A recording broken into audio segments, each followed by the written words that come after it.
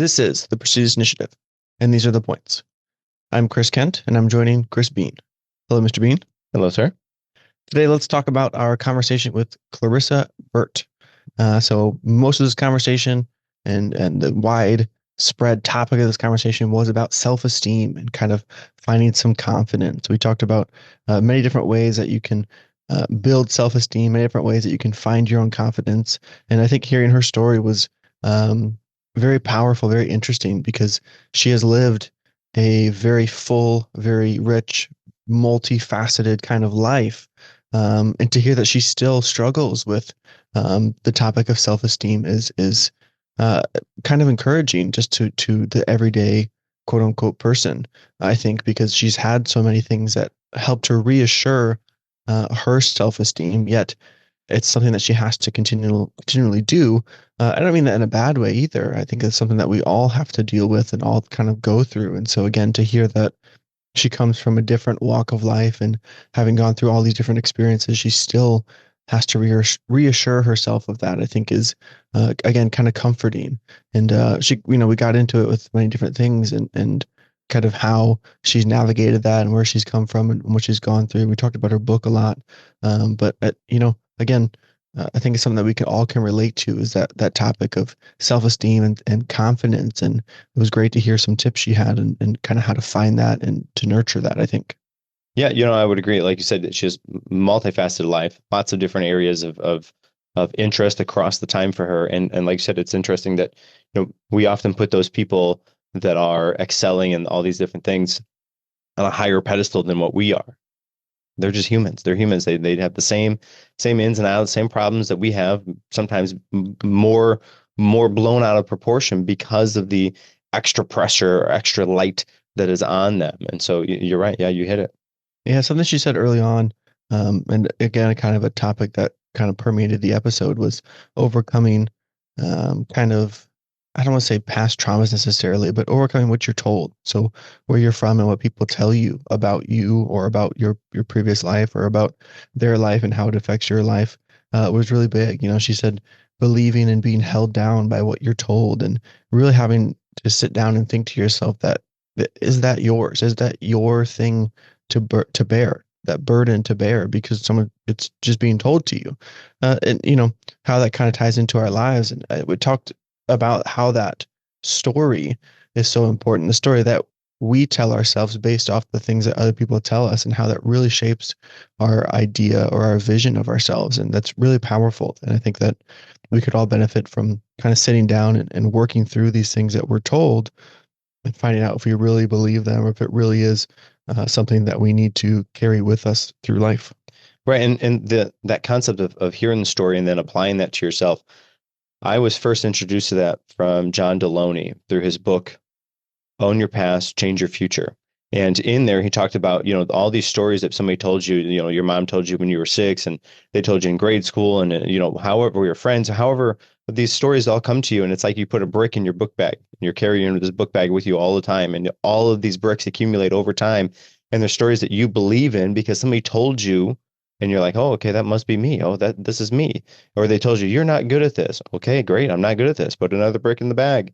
But at some point down the road, you need to take an inventory of what bricks you have in your bag and dump all of them out, throw them to the side of the road, and then move on. Because those are stories that somebody told you, not what or who you are. You don't have to act those out anymore. They're not necessarily applicable to you as you are. So understand that those are just stories. You don't have to, there's somebody else's story that they're trying to place on you, not your own. You get the opportunity to write your own story. So change it, make it yours. Yes, sir. We moved on from there and talked a little bit about working on yourself, kind of developing some soft skills, setting aside time for intellectual exercise, which we love and support, of course, and being able to, same way you go to the gym and train your body, find something to study, find something to grow and to help to strengthen your mind as well. And we talked a little bit about her value systems and why value systems are important to her. Of course, as any listener of our show would know, that we love the idea of a value system, and it's vital and important in how we operate in our lives. And I think some key parts of her value system included honesty, integrity, gratitude, and honor. I think those are four fantastic values to hold and to kind of pursue. And you could hear in her story as she's talking how the way that she interacts with other people and the way she lives her life really does line up with those four values. And she's created this life that really is developed, or really is dedicated to pursuing those values. And again, really great to hear how she went about that and how she is continuing to live that life uh, in pursuit of those honest values and those good values. Right. And that value system, that was new to me. I have not heard that before. So to hear about values in a way that you have a attribute that you want to aspire to be, and then you live your life in accordance to aspiring to that attribute, and then in all those different areas. Yeah, right. That was really good. That was new to me. Very good. Yes, sir. She talked a little bit about her morning routine. If you remember, she gets up in the morning and looks at herself in the mirror and she affirms herself. She tells herself things about herself. She's creating that story every day of the person that she wants to be. And I think that might be a useful tip to anyone kind of struggling with self-esteem or self-confidence issues, is to own that story and tell yourself, affirm yourself every day, every morning, or even anytime you see a mirror, stop, look at yourself and tell yourself the truths that you know about yourself and how you want your life to go. And we kind of talked a little bit more about a couple different things pertaining to that. And she brought up the idea of enough. People always want to be enough. And the definition that she gave us of enough was only as much as required. And she instead tells other people and tells herself that we or you are so much more than enough. And we talked about a few other quotes I really enjoyed, I really liked that she said was, um, grass is always greener where we water it. I know the common phrase is grass is always greener on the other side, but grass is always greener where we water it. And then we tie that into a conversation about social media. And again, the question that was posed is, well, is that grass or is it astroturf? Because it's easy to fall into these self-esteem traps by viewing other people's lives online, which is the perfectly curated, manicured, ideal way they want you to view their life. And so that can be a definite drag down on your self-esteem. But you have to remember, put that all in perspective when we're viewing those things, and how that affects our confidence and self-image. Right. And what an interesting mindset shift to think the grass is always greener on the other side. Well, really, the grass is greener where you water it. And then to bring in the astroturf, like they said, with social media, all of the things that you see from all your friends, all the people that are influencing you on social media, are the best version of themselves. It's got filters on it. It's been edited. That maybe they shot that like 12 times, or they took 15 different pictures, and no, those aren't it. No, I don't like this one. And they're so self-conscious about what they put out there because they want to put the best version of themselves out there. They're tweaking, their sizes, or, whatever. Just understand that the versions that we perceive people as are not who they are. It's not what they have. That's a facade. It's a shield that we put up around ourselves, everybody.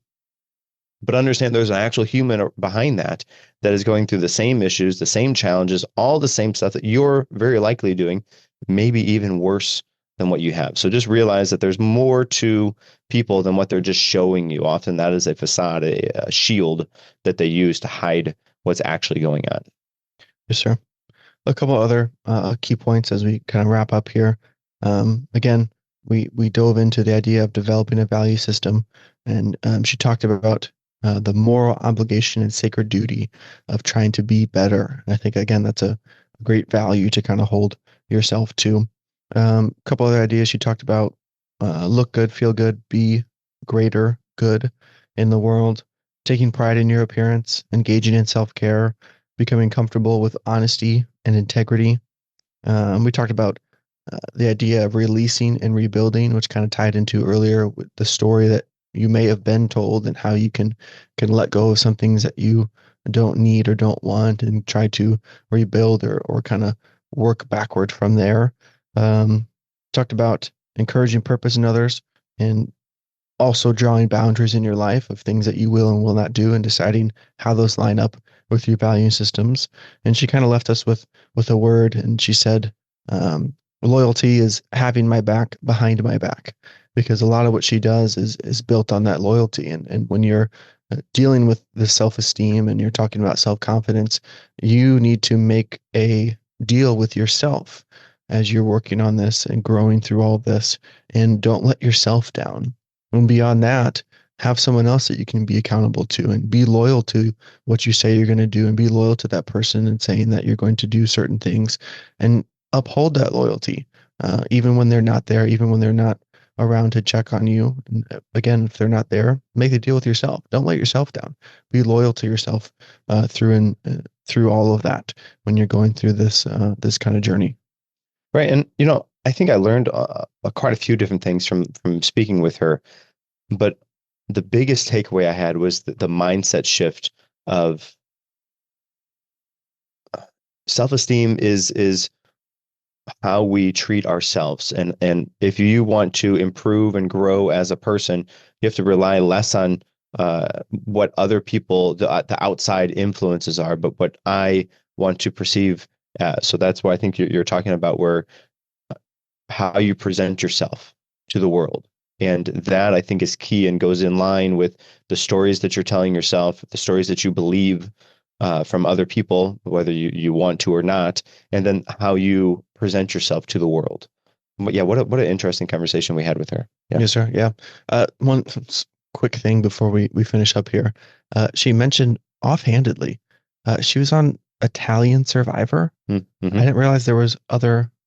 I mean, maybe I'm just a naive American, but I didn't realize there was other versions of Survivor. Well, I know my family watches the Masked Singer, and apparently there's a I don't know if it was Korean or Chinese or Japanese, but there was an Asian form of that as well, because we saw Ryan Reynolds was on there, and the production quality was not as much as what the American version is. He was just, and it was very clearly Ryan Reynolds, because he's not he's not a musical artist.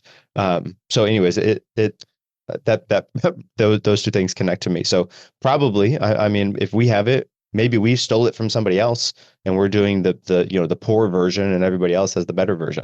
Yeah, I Who guess I knows? should have looked into it more, but I thought that was cool. And Yes. talking with someone who was on Survivor, that's cool. So, Yes. anyway, those are the points. Thanks for sticking around this week and listening to our episodes. Make sure you come back next week for even more points and another great conversation. Until next time, I'm Chris Kent. And I'm Chris Bean.